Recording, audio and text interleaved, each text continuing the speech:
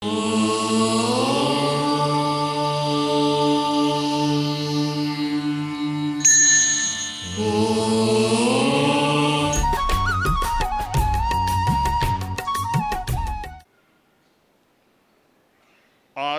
वाङ्मय में कहा गया है,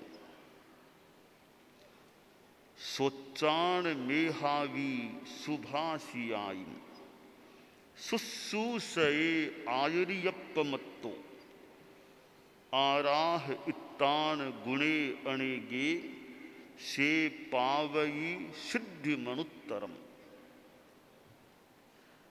शास्त्र में कहा गया है,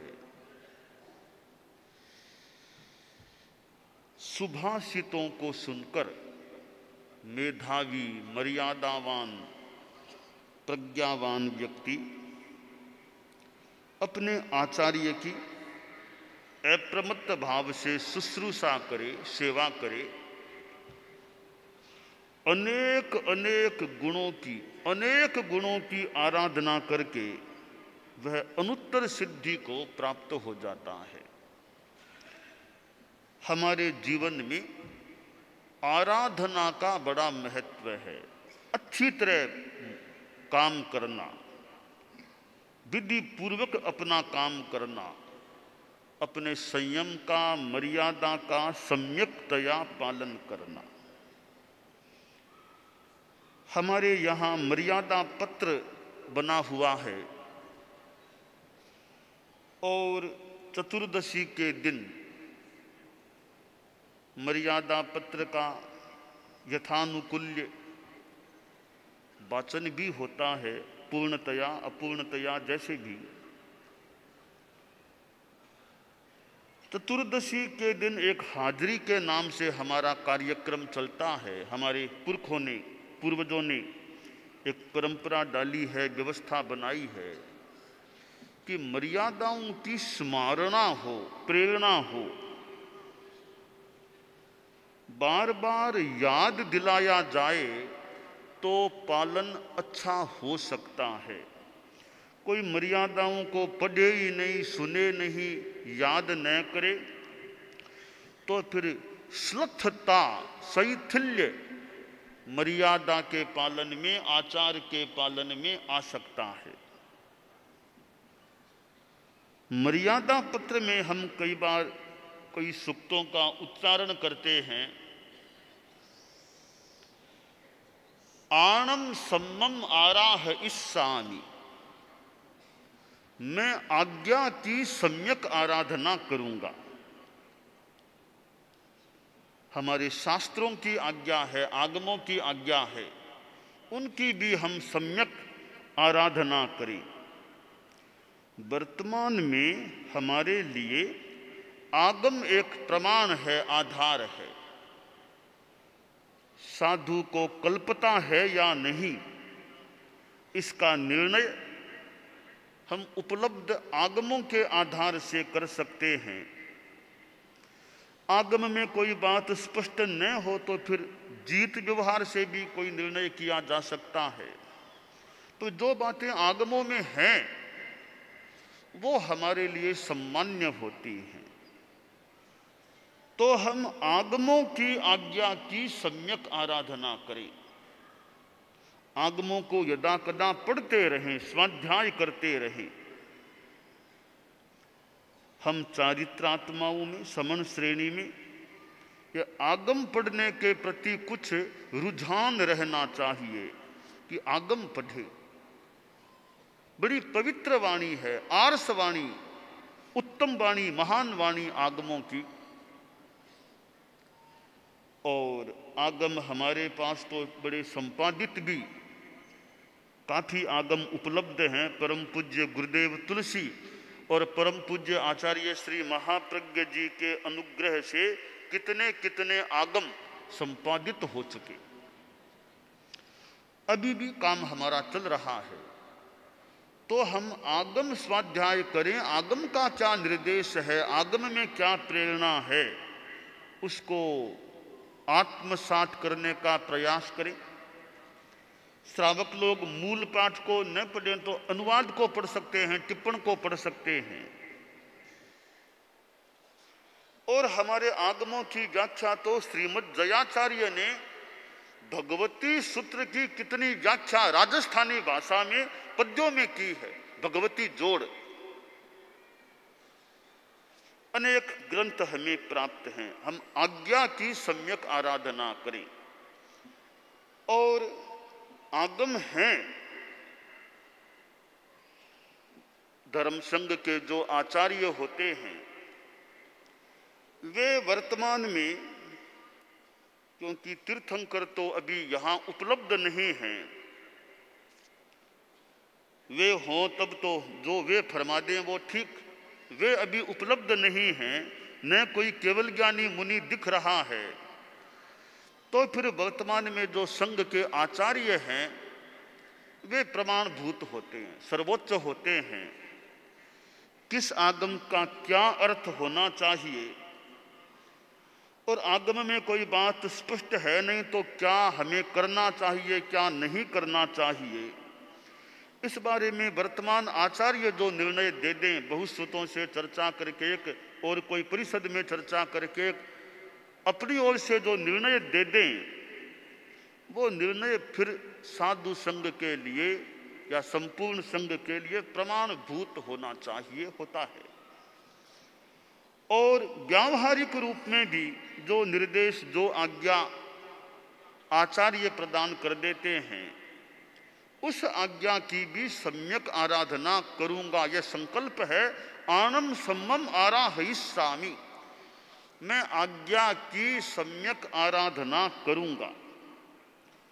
आचार्य प्रवर ने जहां चतुर्मास करने का निर्देश दे दिया, जिधर विहार करने का निर्देश दे दिया, उस जो निर्देश दे दिया मैं उसकी सम्यक आराधना करूं। तो यह हमारी एक प्रतिज्ञा है, संकल्प है कि मैं आज्ञा की सम्यक आराधना करूंगा।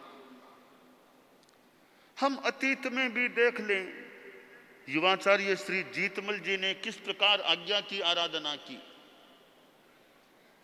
हम सब के लिए एक मानो आदर्श हैं कि ऋषिराज महाराज जो उनके आचार्य थे, गुरु थे, युवाचार्य श्री जीतमल जी चतुर्मास करने के लिए आषाढ़ महीने में बीकानेर पधार चुके थे। बीकानेर में चतुर्मास करने के लिए विदाश्रम में पधार गए थे चतुर्मास करने के लिए।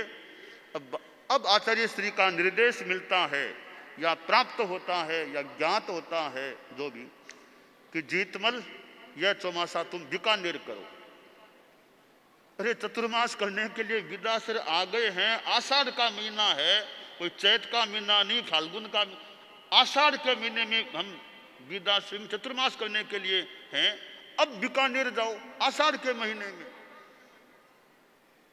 पर गुरु का तो आदेश।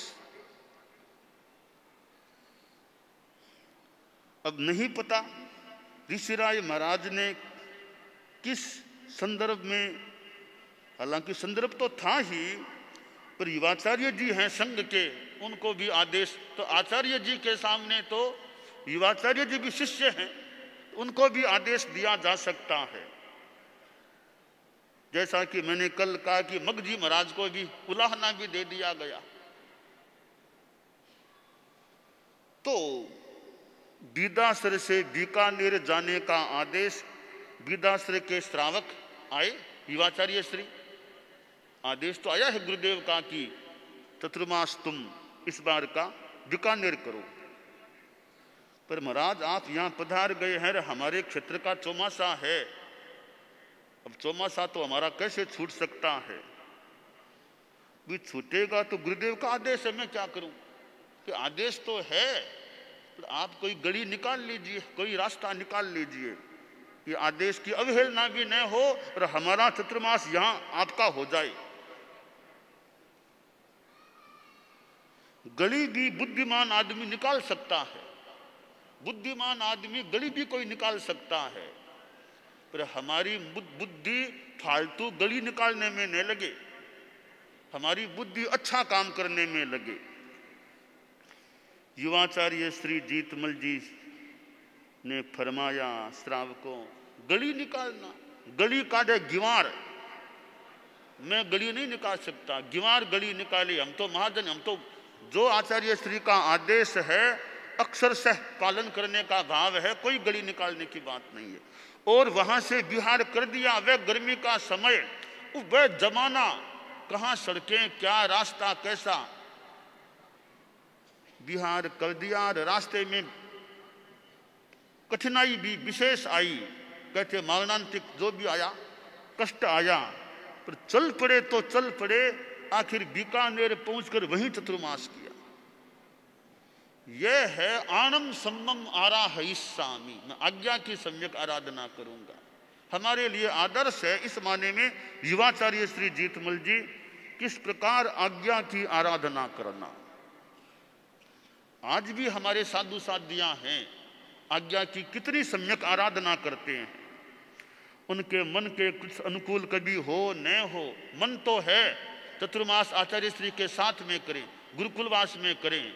चतुर्मास कह दिया और कहीं तो और कहीं चले जाते हैं, और कहीं जाते हैं, दूर चले जाते हैं। भी आज्ञा हो गई तो हो गई। फिर अब तो हमारे साधु साधियां और समन श्रेणी के सदस्य भी जो निर्देश मिल जाता है, आज्ञा मिल जाती है कि वहां चतुर्मास करना, वहां रहना, हालांकि कहीं कोई त्रुटि प्रमाद हो सकता है, और एक मोटा मोटी रूप में देखें तो आज आज्ञा की सम्यक आराधना का एक उदाहरण मैं अपने धर्म संघ को कह सकता हूं कि हमारे साधु साधियों में, समन श्रेणी में आज्ञा की आराधना। तो इतना ही नहीं, यह श्रावक श्राविका समाज है, उसको भी भले देखो। इनकी सीमा में जो बात है, इनको न चौमासा करना वो अलग बुद्ध करना नहीं, पर जो इनकी सीमा की बात है, जो इंगित मिल गया है, प्राय प्राय कह दें।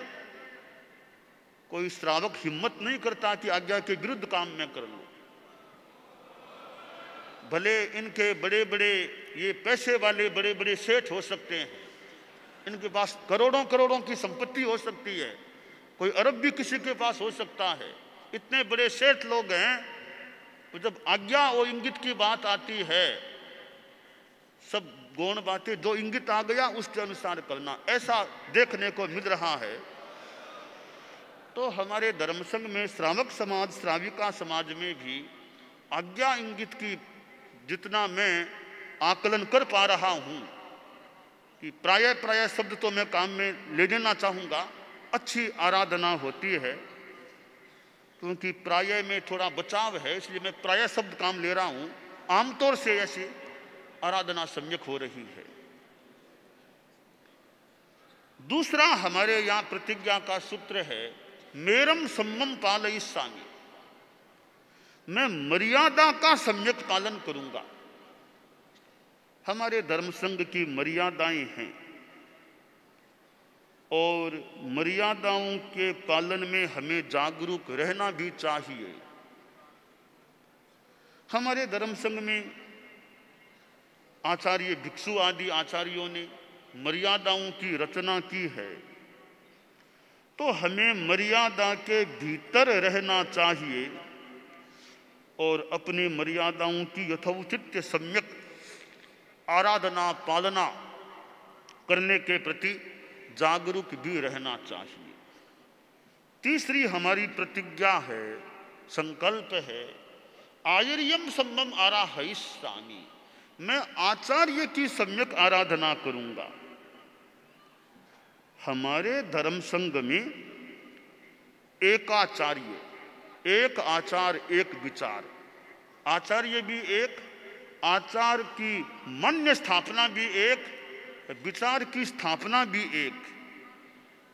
एक आचार एक विचार एक आचार्य। विचार का कहीं मतभेद भी कोई मन में हो तो उसकी चर्चा की जा सकती है, पर प्रकट रूप में कहना तो भी हमारे संघ की मान्यता यह है। मेरा व्यक्तिगत कोई चिंतन अलग पड़ा है, वो परिषद में कोई कहना है तो हमारे संघ की यही मान्यता है, बस यह संघ की मान्यता है। तो व्यक्तिगत विचार कोई कहीं संघ की बात न भी जचे दिमाग में तो ठीक है, केवली गम्यम, केवली भगवान जाने वो सत्य है। तो हमारे संघ की यह मान्यता है, हम संघ की मान्यता आपको बता रहे हैं। तो आचार्य की आराधना,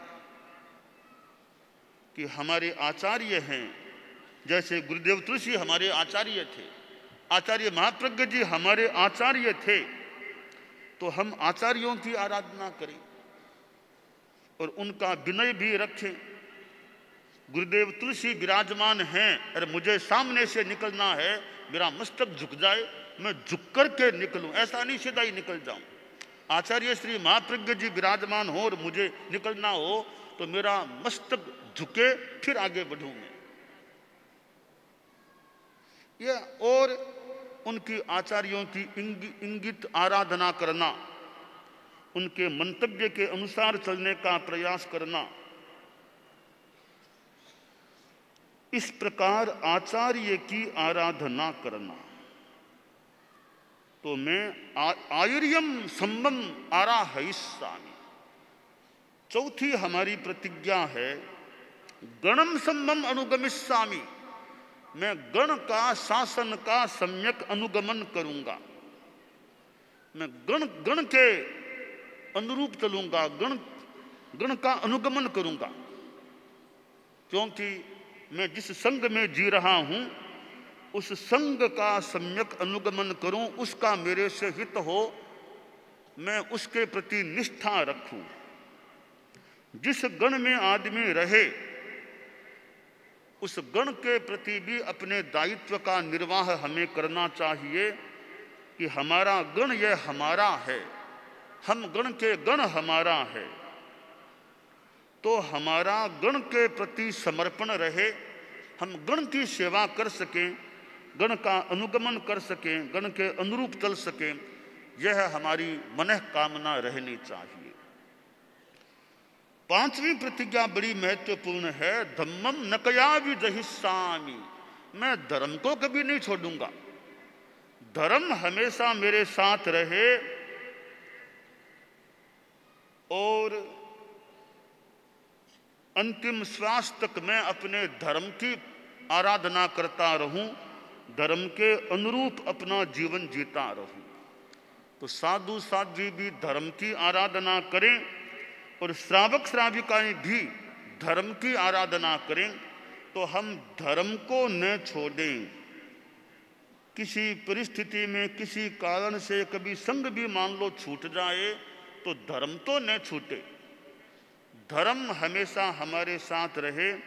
तो यह आज्ञा की आराधना, मर्यादा की पालना, आचार्य की आराधना, गण का अनुगमन और धर्म को हमेशा साथ में रखना, धर्म को कभी नहीं छोड़ना, ये बड़े महत्वपूर्ण प्रतिज्ञा सूत्र हैं जिनका उच्चारण यदा कदा साधु साध्वियों को कराया जाता है।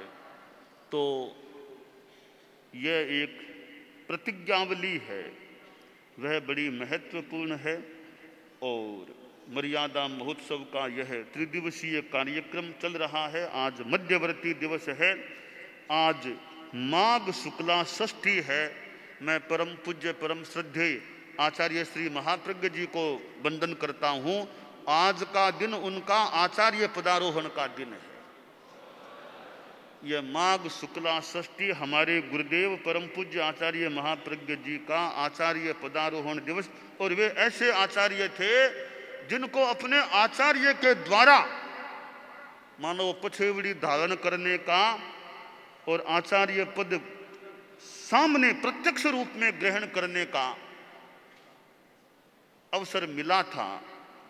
तो हमारे धर्म संघ के 10वें आचार्य परम पूज्य आचार्य महाप्रज्ञ जी, जिन्होंने हमारे धर्म संघ की सेवा की और एक श्रुतधर आचार्य थे, हमारे आगमों को संपादित करने में उनका बड़ा योगदान है। प्रेक्षाध्यान के आविष्करण में और वर्धापन में उनका योगदान है। कितने कितने व्यक्तियों को उन्होंने दीक्षित किया, शिक्षित किया। तो हम परम पूज्य आचार्य श्री महाप्रज्ञ जी का भी आज स्मरण करते हैं। आज जैन श्वेतांबर तेरापंथी महासभा का अधिवेशन भी है और महासभा के अधिवेशन का ये एक जमा जमाया दिन है, माघ शुक्ला षष्ठी। और तेरापंथी महासभा जो एक संस्था शिरोमणि अलंकरण कह दें, गौरव को प्राप्त है। संस्थाएं तो अनेक हैं, पर संस्था शिरोमणि तेरापंथ समाज में महासभा है। और महासभा भी लंबे काल से शासन की सेवा में लगी हुई है। और कितने कितने कार्यकर्ता पदाधिकारी, एक बड़ा मानो नेटवर्क है अपना महासभा का। इसके लिए कितने लोग तो मानो लगे रहते हैं, कितना समय लगाते हैं सेवा के लिए, अपनी शक्ति लगाते हैं। तो ये तेरापंथी महासभा भी अपना अच्छा काम करती रहे। वर्ष में जो वार्षिक अधिवेशन है वो उनका आज के दिन होता है, संभवतः रात्रि में शाम को होने वाला है। तो यह अधिवेशन भी खूब अच्छा चले और खूब जितनी धार्मिक आध्यात्मिक सेवाएं हो सके, और समाज में सामाजिक काम भी चलते हैं। जो समाज है तो सामाजिक काम की बात भी हो जाती है। हम धार्मिक आध्यात्मिक काम को बढ़ावे की बात की अनुमोदना कर रहे हैं, वह काम बढ़ता रहे। ज्ञानशाला उपासक श्रेणी के कितने सदस्य यहाँ उपस्थित हैं, वह भी एक अच्छी एक कार्यकारी एक श्रेणी है, अच्छी एक ठोस एक गतिविधि है महासभा की। उपासक श्रेणी के सदस्य भी खूब अच्छा काम करते रहें, उनका ज्ञान भी बढ़ता रहे, साधना बढ़ती रहे, प्रचार की क्षमता भी बढ़ती रहे। तो इस प्रकार महासभा और भी अनेक काम महासभा के सामने। और वर्तमान में तो यह परम पूज्य आचार्य महाप्रज्ञ जी की यह जन्म शताब्दी का काम भी अनेक संस्थाएं जुड़ी हुई है। और महासभा ने अपनी एक समिति बनाने की जो बात, और मुझे जानकारी मिली है कि श्री हंसराज जी बेताला को वो मुझे पत्र मिला था, वो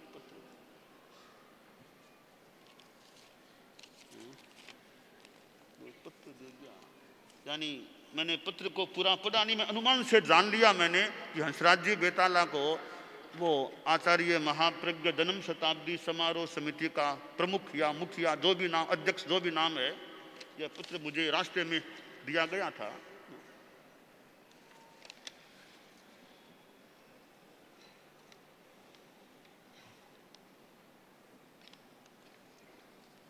लिखा है जी, सर्वसम्मति से श्री हंसराज बेताला महासभा अध्यक्ष का नाम इस समिति की अध्यक्षता के लिए प्रस्तावित एवं स्वीकृत किया। तो श्री हंसराज जी बेताला, महामंत्री जी विनोद जी वैद्य के नाम से पत्र है। तो हंसराज जी बेताला को यह जो महासभा की ने जिम्मा दिया है, समाज का जिम्मा इस शताब्दी समारोह का, हम आपको मंगल पाठ सुना देते हैं।